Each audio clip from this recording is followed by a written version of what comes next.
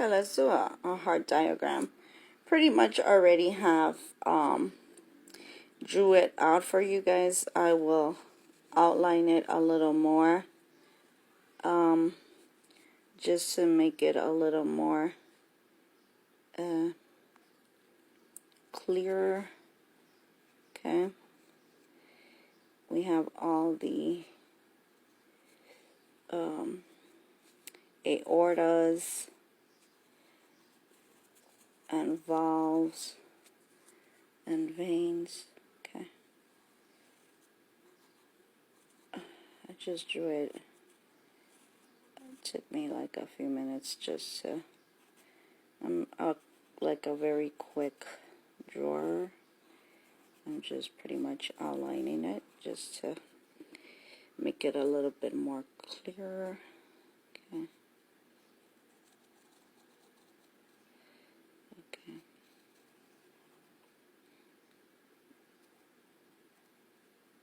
All right.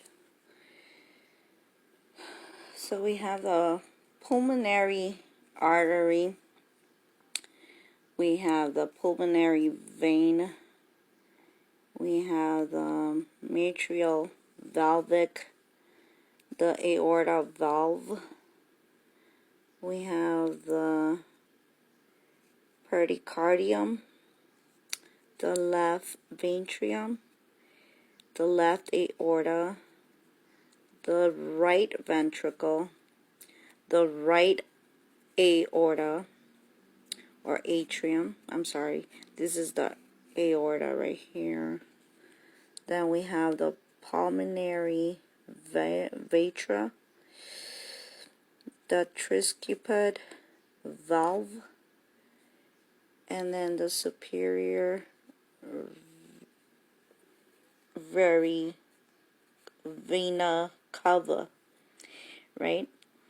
Now, when we draw a heart, we always go to the basic, right? And whatever is more simple to us that symbolizes our emotions, what represents love, right? At the end of the day, this is what we consider a love symbol, right? A love shape.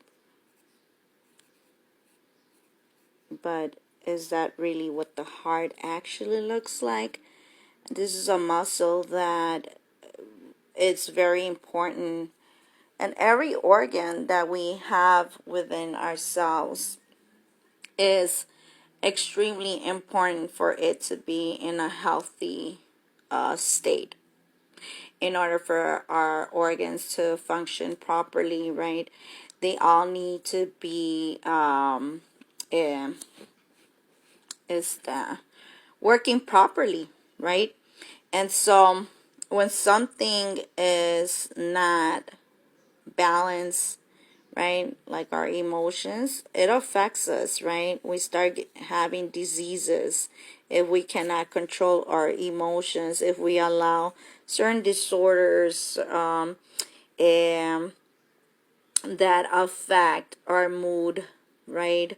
The lack of energy, the lack of being able to sleep well, everything it creates a domino effect, right? And therefore our organs start malfunctioning.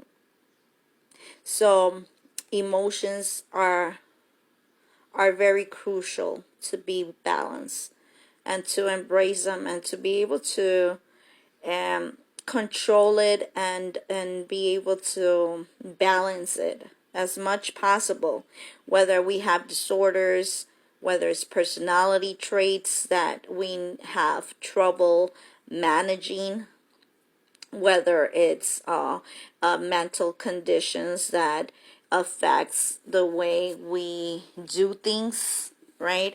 Whether it's personality traits that we see things and view things in different ways than others, whatever the case may be, whether it's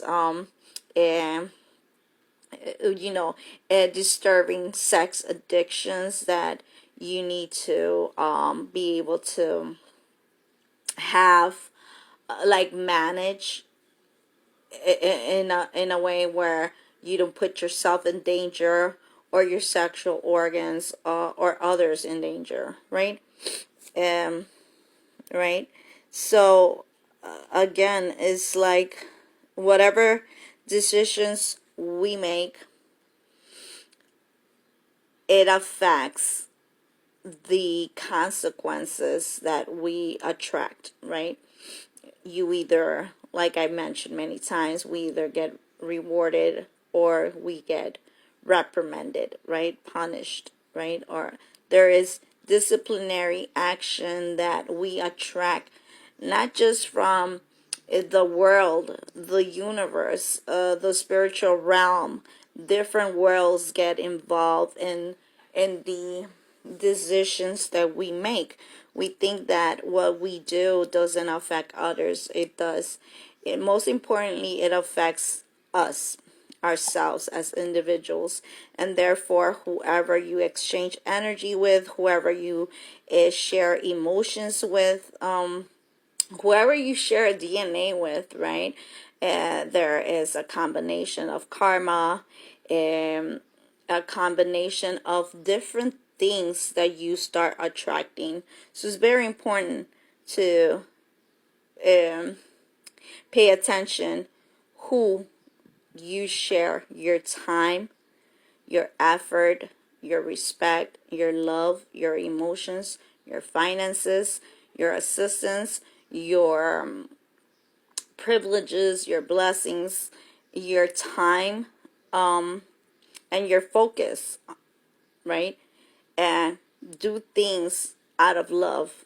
You'll attract more positive outcomes than if you continue focusing on distracting yourself with unnecessary things, as in the physical realm, which is monetary benefits or monetary responsibilities. When we make God a priority, He makes sure that our health remains intact, that our health remains, our organs get restored, right? And rejuvenated, right? There is foods that we need to eat more often, right? Like the raw fruits and vegetables, and more water, and praying before we do anything, rinsing, eating, drinking beverages, whatever it may be.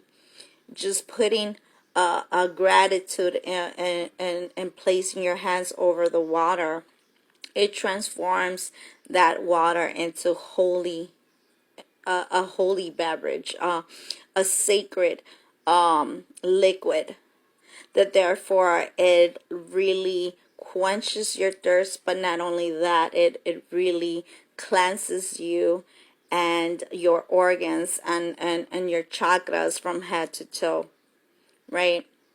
You start seeing a difference in the way you live your life, right? From an ordinary life to things and obstacles that could really kill you, you become a human miracle. And that's exactly what God intends us to be a living witness of how powerful He is. And that in reality, He is the one in control. Our lives, we as His creation, her creation, because remember, there has to be a goddess in order to be a god. There is no such thing as only a masculine god. Goddess and a god. There's a god family. A god family dynamic. There is no such thing as just one masculine god. No. It's a family dynamic of God hierarchy that is in charge.